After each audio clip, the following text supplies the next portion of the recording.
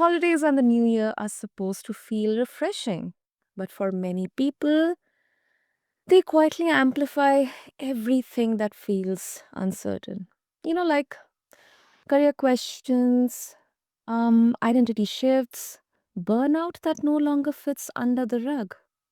And this season often brings forced pauses, like time off, family conversations, reflection we did not plan for. And suddenly, the life we were running on autopilot does not feel as solid as it once did.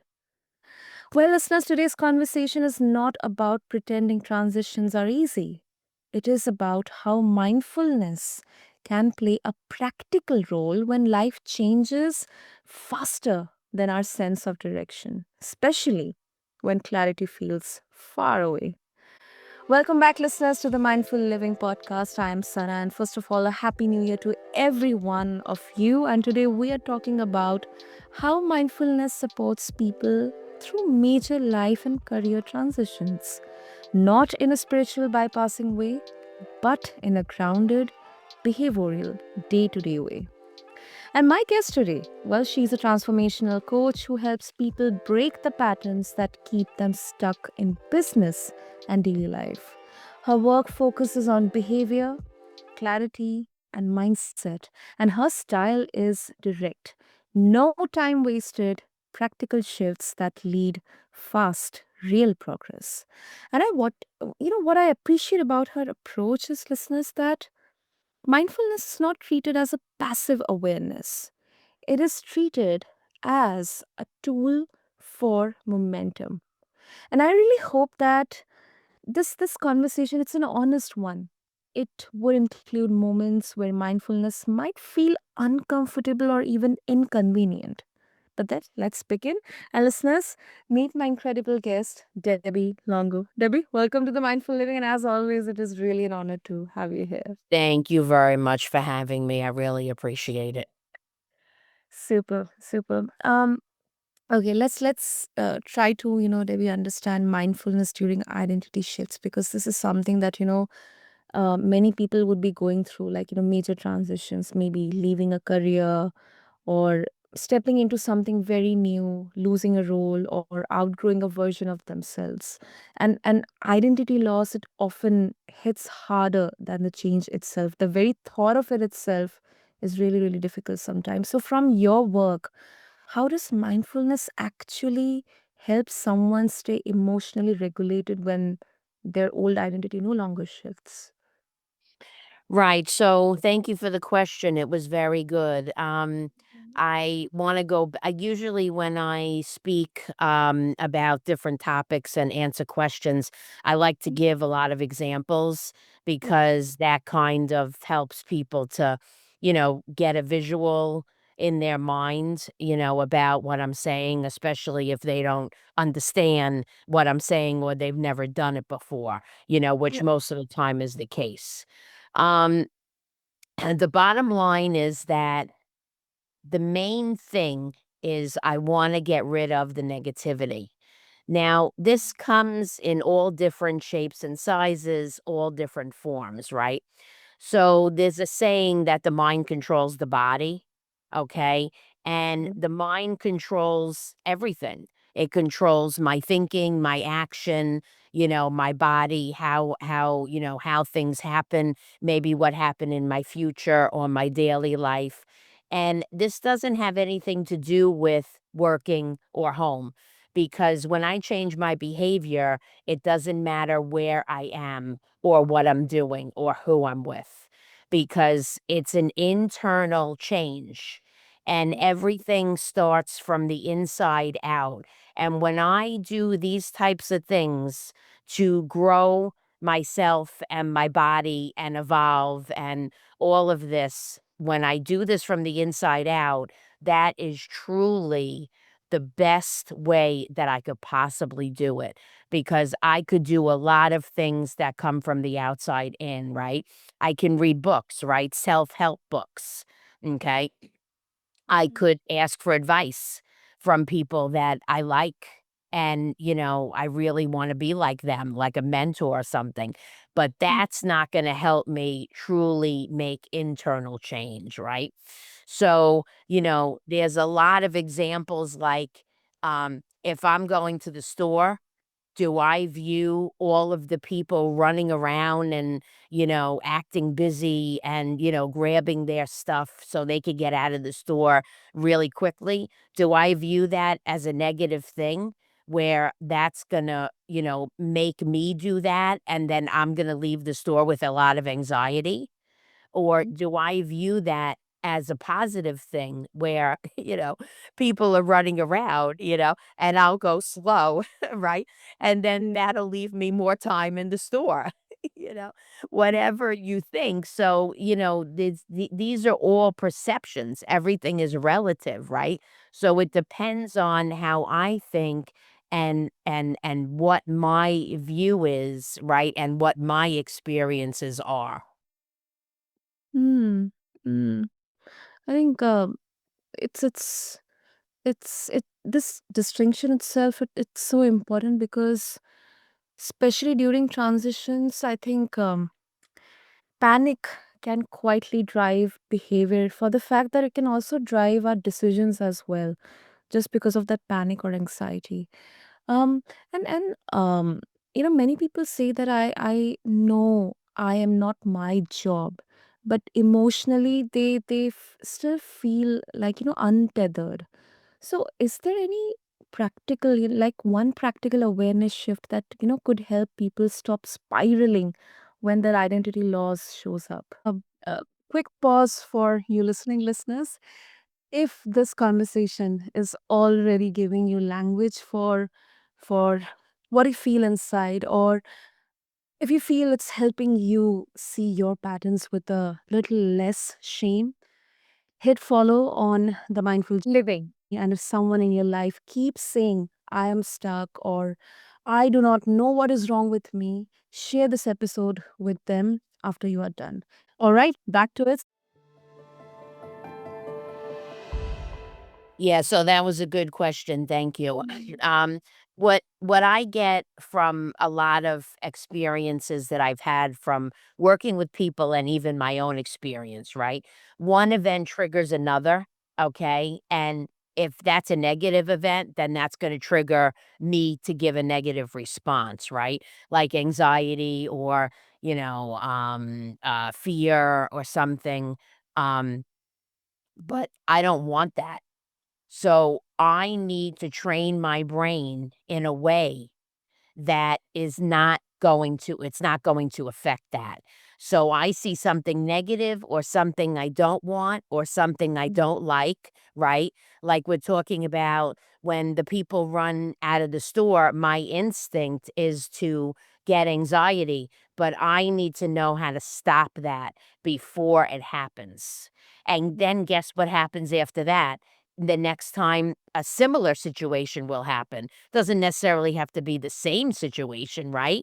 I might come home and my children are yelling and screaming and running around and going crazy, right? So the first thing I want to do is have anger, is get really upset and start yelling and screaming back at them. Stop yelling, but I wanna learn how to stop that before it starts, okay? And when I can do that, the trick is when I can do that, then it won't continue. So I will automatically block that out Mm. or when the next person does something negative or something I don't like or whatever the situation is, you could relate it to your own situation, all the listeners, right? I want to automatically I will automatically block that out and then spiral right into a positive thing, a positive behavior, right? So Mm. there's a lot of things that they can do, right? But they can be aware, that these things are happening. And sometimes that's a long process, but for some people, they've been aware for a very long time, and they don't know what to do. They just keep doing it. Mm. Mm. Yep. Yeah. Yeah. It's kind of, we want to become proactive instead of reactive, but it's kind of embedded into our DNA. Um, and I think the next question is something that, in fact, I can chalk out so many examples from my own life as well, because I genuinely, I really sometimes I'm very fearful of uncertainty. Sometimes I keep on thinking about a situation which may not happen. It may happen, I don't know, but then I think that is something where mindfulness it really gets tested. So when outcomes are unclear, people, either they freeze or they overwork. They try to take everything either in control or they just give up on it. So how do you help people that, with whom you work stay grounded without forcing optimism or pretending that uncertainty is comfortable? Right, thank you for the question. You know what they could do is Hmm. they could say over and over, first of all, that I accept the situation the way that it is. That's the first thing. And the Mm. second thing is they could say, I live in today.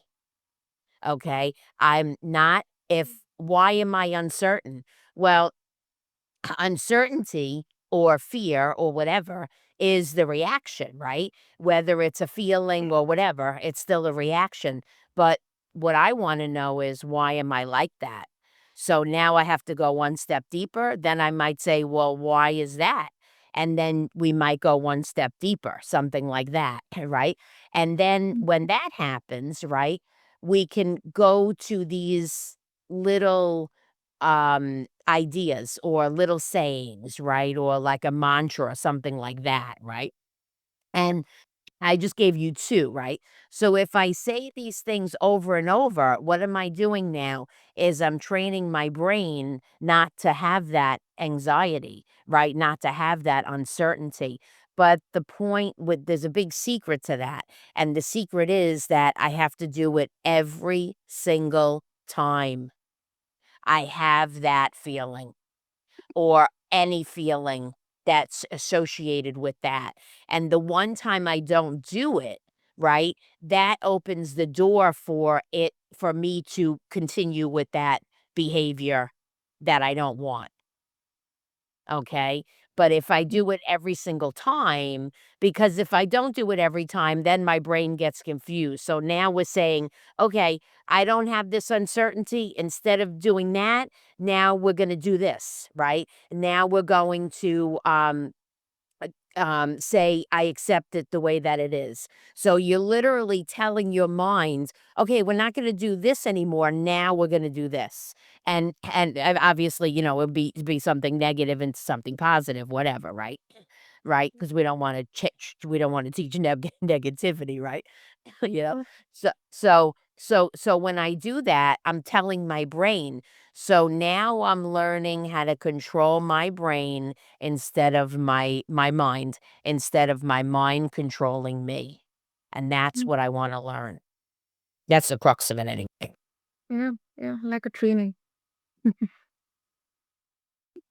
That is actually an interesting, very interesting exercise, because um, I really kind of feel bad or kind of disheartened because mindfulness it's often marketed as slowing down, but then the exercise that you mentioned it's more on sharpening decision making under pressure, and definitely it sounds less like surrender and more like a strategic clarity, whether it's business or it's your personal life or any aspect of your life. I think it really really holds a lot of relevance in there. um, Another aspect of your work, you also focus on burnout, and it often doesn't only come from workload, but it also comes from misalignment or emotional suppression. And like I have had conversations with so many guests, where they have shared their journeys where it got kind of manifested physically. So how does mindfulness help, people catch burnout before it becomes exhaustion? Yeah, so thanks for the question. Like we were talking about, right? I want to know it before it gets to the point of burnout, right? Because Yes. that's going to be the last step.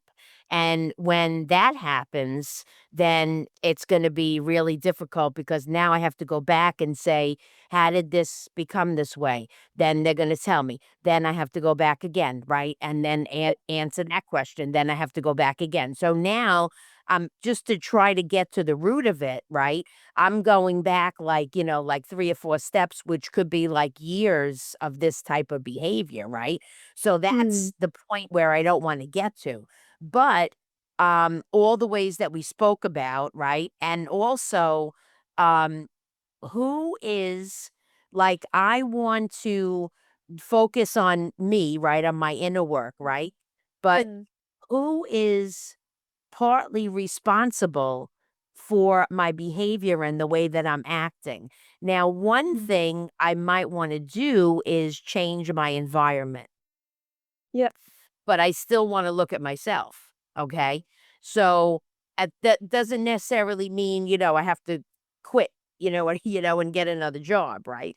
I might Hmm. ask maybe if there are people that are around me that are, getting very excited, or have like a very, aggressive attitude. And I'm not like that. And they're bothering me. I'm sitting next to them at work and they're bothering me. Maybe I could ask to change my seat to somebody sit next to somebody who's a little calmer, different things like that, right? So Hmm. it's going to affect the outer and the inner, but ultimately this is a way to fix it right away, right? A little bit. But ultimately it's going to be my inner work, right? All this stuff that we're talking about, right? Then it doesn't matter who I'm sitting next to.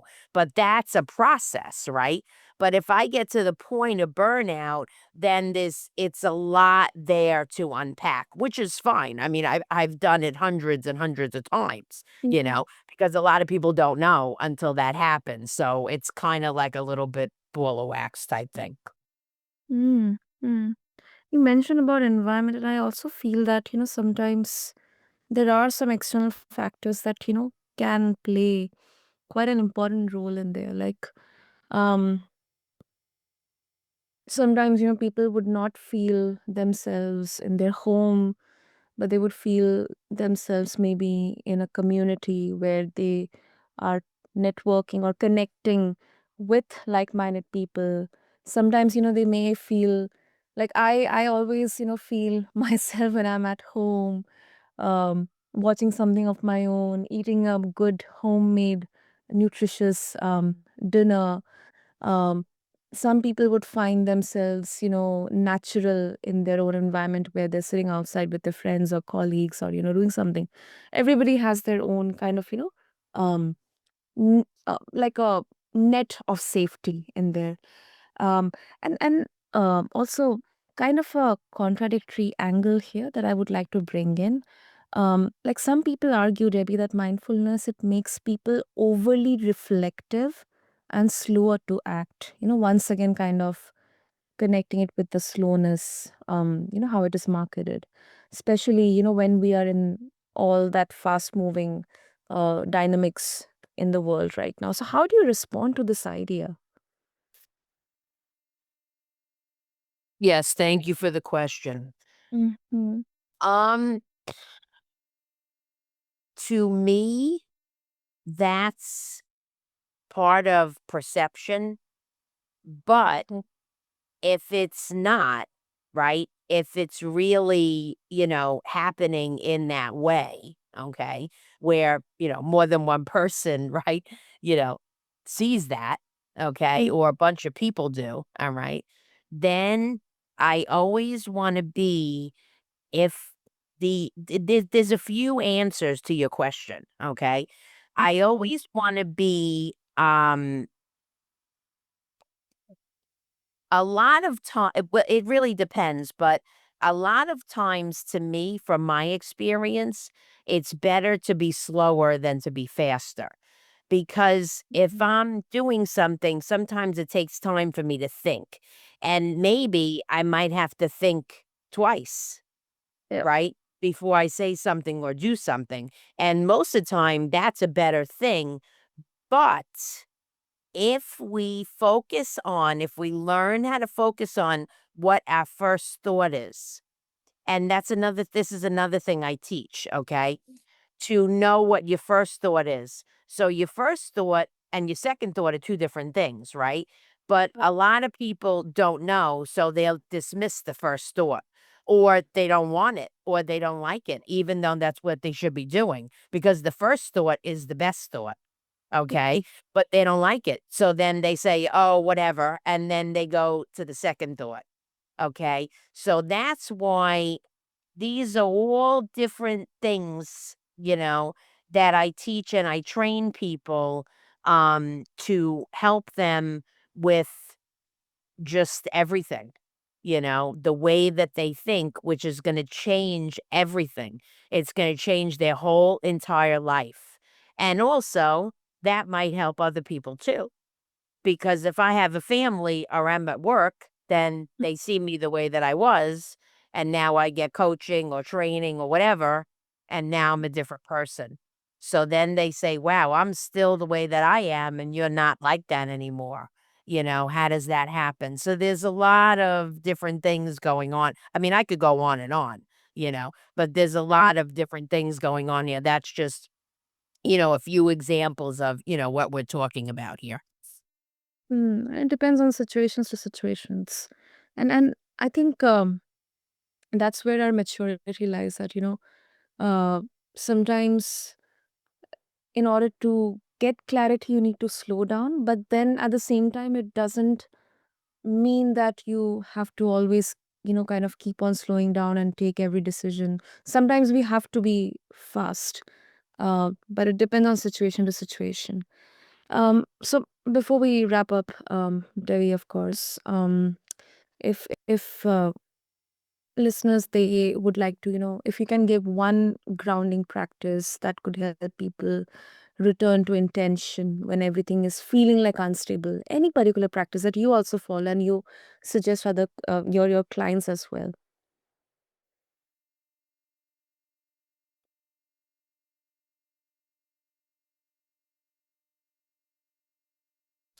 I would say to think about what you want to do in your future and what your goals are. And are you in a place that you're happy with? Do you really want to make a change? Are you aware of that? Can you have the willingness to do that? And if you don't, can you create the willingness? Is your life a ball of insanity? Okay. And Mhm. are you okay with that? Right. So these are just some of the things that, we could do. And also, what about the people around us? How are they affected by us, by our behavior?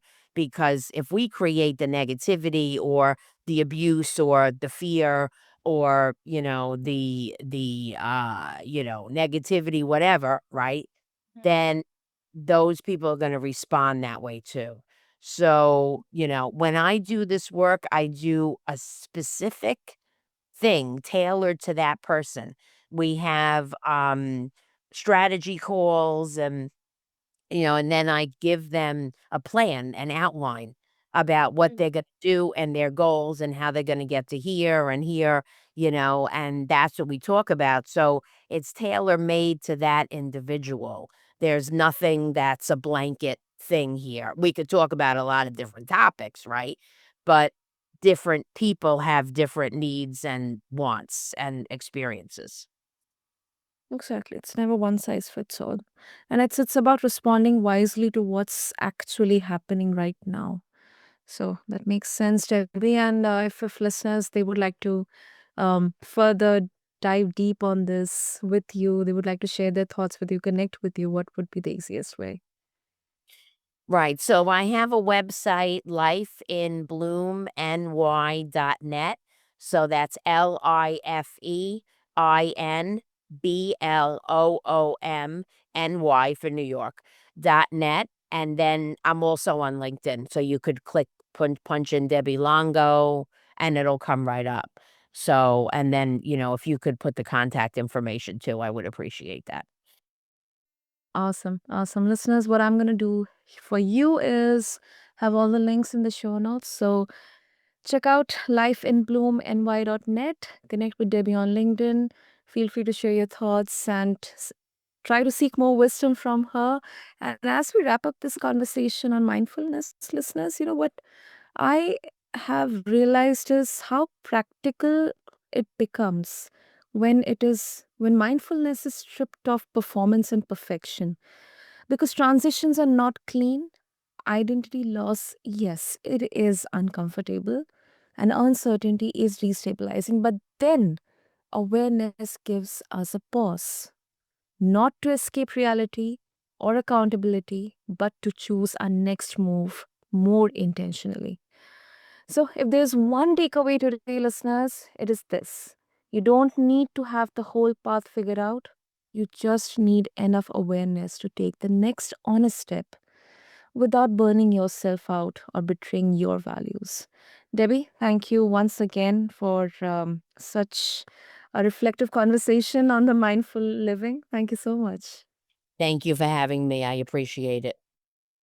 Superb. And listeners, thank you for tuning into this episode on the mindful living. Until next time, stay present, stay grounded, and stay intentional, and keep tuning into the Mindful Living podcast. This is your host, Sana, signing off. Thank you.